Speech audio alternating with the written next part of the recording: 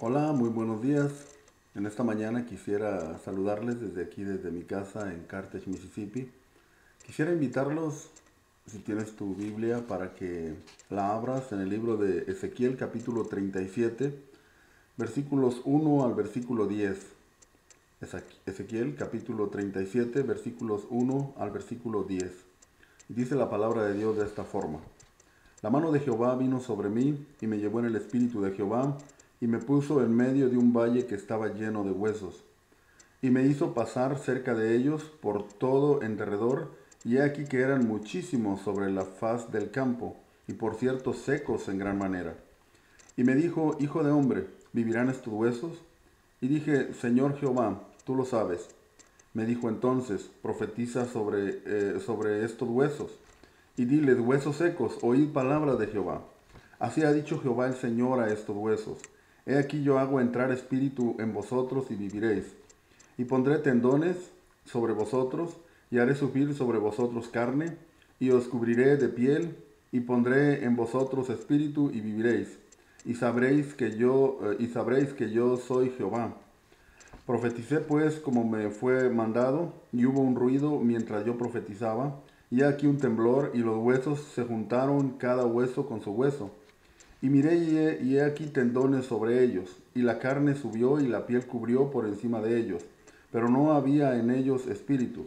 Y me dijo, profetiza al espíritu, profetiza, hijo de hombre, y di al espíritu, así ha dicho Jehová el Señor, espíritu, ven de los cuatro vientos, y sopla sobre estos muertos y vivirán. Y profeticé como me había mandado, y entró espíritu en ellos, y vivieron y estuvieron sobre sus pies un ejército grande en extremo. Es la palabra de Dios. Imagínese usted esta experiencia del profeta Ezequiel. Dios lo lleva en una visión hasta un valle que estaba lleno de huesos. Y dice la Biblia secos en gran extremo, en gran manera. Era una situación o era una visión que daba miedo. En estos tiempos, cuando la mayoría de las películas y programas en la televisión siempre son alrededor de zombies y de muertos vivientes, no nos es muy difícil pensar o darnos cuenta de la forma en que se sentía el profeta. Era una visión aterradora. Estar en medio de un cementerio, ni siquiera con los cadáveres enterrados, sino afuera, y puros esqueletos, sin piel, sin carne, sin tendones, tal vez un olor nauseabundo. Era tremenda esta experiencia. Pero Dios quería enseñarle al profeta algo. Era muy importante. Esto no lo estaba viendo el pueblo de Dios, esto no lo estaba viendo otras gentes, sino solamente fue una visión para el profeta. Era para animarlo a él y para que se diera cuenta de la gran responsabilidad y necesidad que había de que él siguiera predicando la palabra de Dios.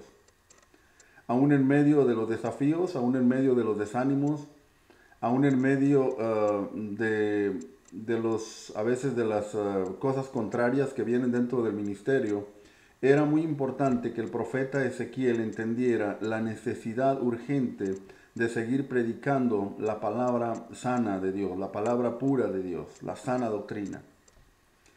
Era una visión triste porque los huesos secos que estaban ahí no eran de los enemigos de Israel, sino eran del pueblo de Dios. Era tremendo esta visión. Podemos ver algunas cosas en este pasaje que puede servirnos a nosotros. La primera de ellas, como dije antes, un valle que estaba lleno de huesos, hablaba del pueblo de Dios, no tenían vida por sus desobediencias, por sus rebeldías, por sus muchas ocasiones en las que decidieron hacer su propia voluntad, no tenían vida, estaban muertos, porque lo que hace que haya vida es la obediencia al Señor, el tener a Jesucristo en el corazón y obedecer su palabra. La Biblia es la que nos da a nosotros la vida. Jeremías 2:19 dice, tu maldad te castigará y tus rebeldías te condenarán. Sabe pues y ve cuán malo y amargo es el haber dejado tú a Jehová tu Dios, y faltar mi temor en ti, dice el Señor Jehová de los ejércitos. Y el versículo 20 de Jeremías 2 Dice, porque desde muy atrás rompiste tu yugo y tus ataduras y dijiste, no serviré. Con todo eso, sobre todo callado alto y debajo de todo árbol frondoso, te echaste como ramera. El pueblo de Israel en muchas ocasiones había desobedecido a Dios y se había alejado. Y la consecuencia era que estaban muriendo espiritualmente. Y muchos de ellos ya estaban muertos espiritualmente, ya no pensaban en Dios, ya no respetaban la ley de Dios en ninguna manera, sino que estaban muriendo, estaban enfermando gravemente espiritualmente y muchos de ellos ya estaban en huesos secos en extremo. Secos en gran manera, la frase que se usa en este pasaje, habla de una lejanía total de Dios.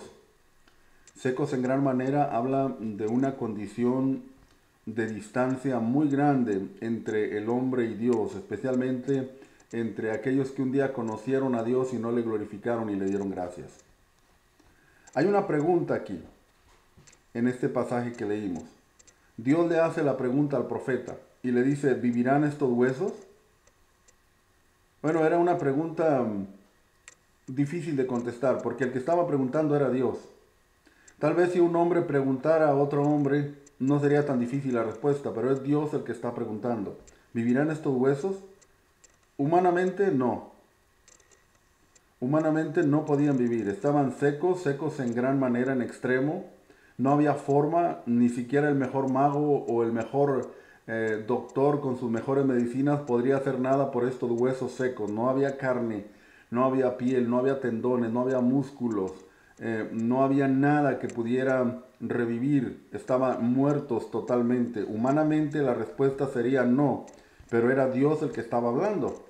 Religiosamente tampoco, porque la religión no puede hacer nada cuando una persona muere espiritualmente. Si una persona muere espiritualmente, no importa cuántas oraciones o rezos haga el pastor o el líder de la iglesia, si la persona que murió no llegó a conocer a Cristo como su Salvador personal, esta persona está perdida y ni siquiera es correcto orar por una persona ya muerta. Y si oramos o rezamos o hagamos lo que hagamos, no va a servirle de nada. Ahora, en este pasaje encontramos otra palabra clave para pensar.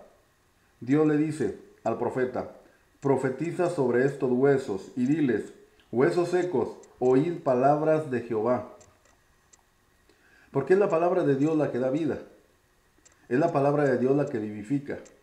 Es la palabra de Dios la que puede hacernos a nosotros levantarnos aún de los huesos y tener vida nuevamente. Es la palabra de Dios.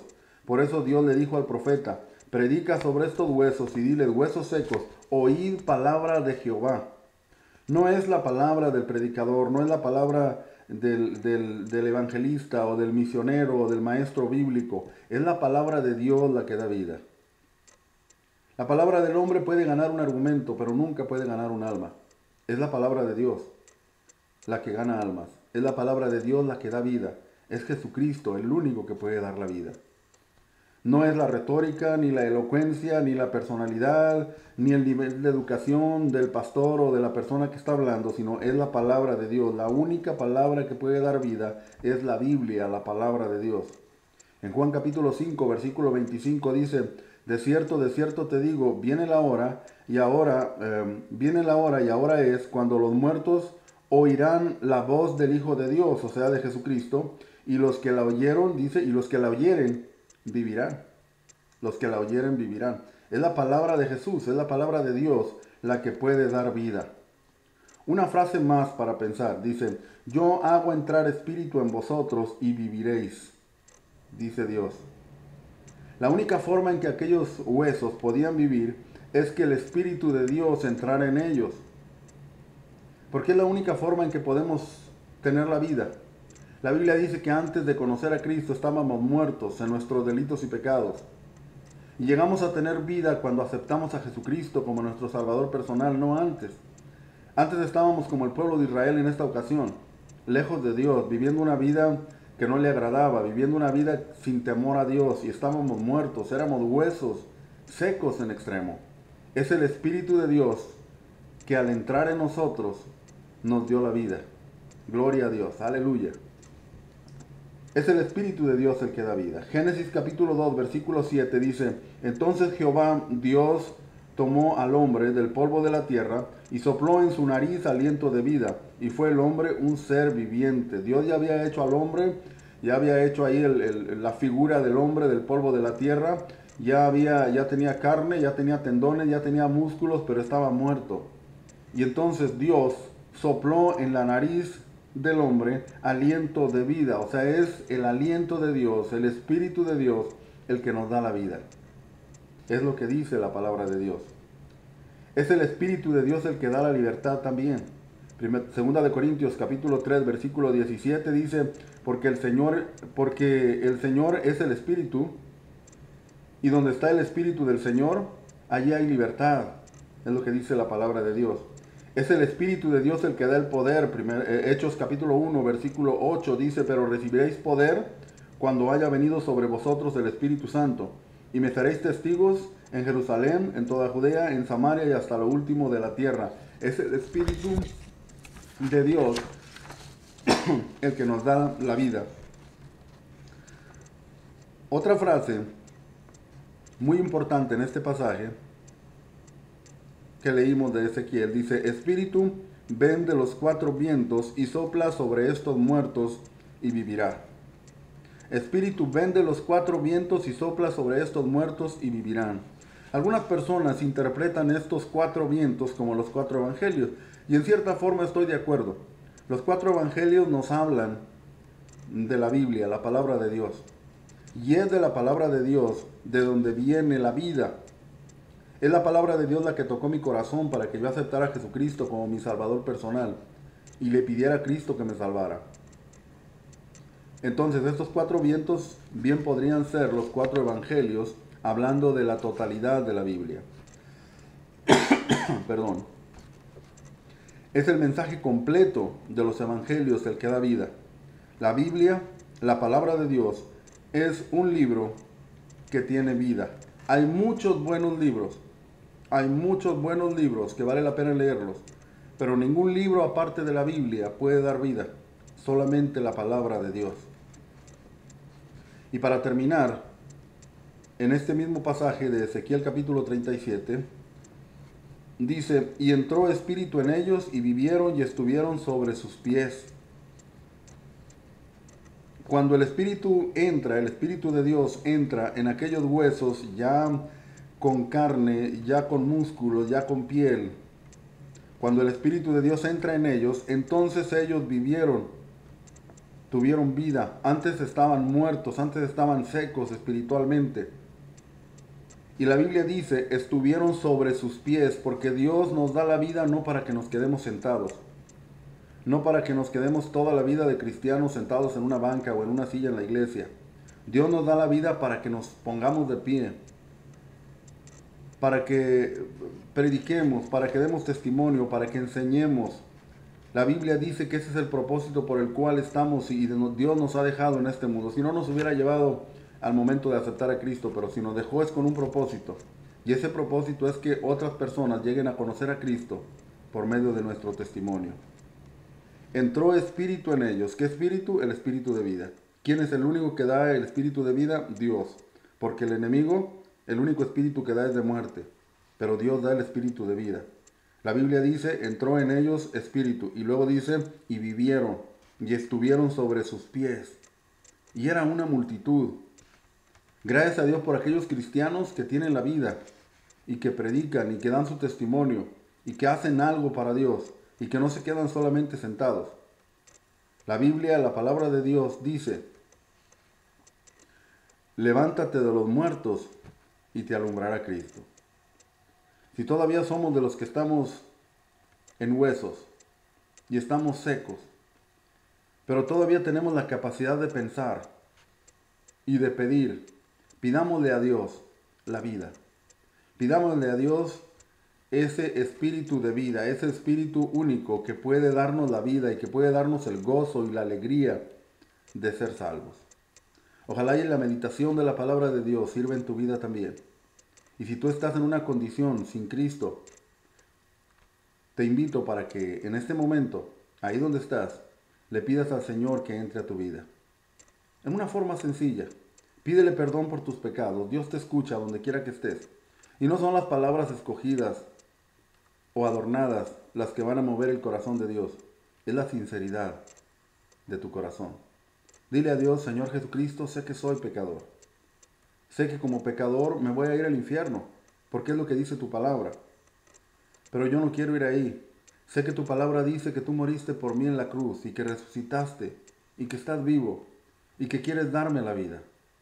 En este momento, Señor, te pido por favor tu misericordia. Por tu gracia, Señor, te pido que entres en mi vida, me limpies con tu sangre y me salves. En el nombre de Jesús. Amén. Dios te bendiga.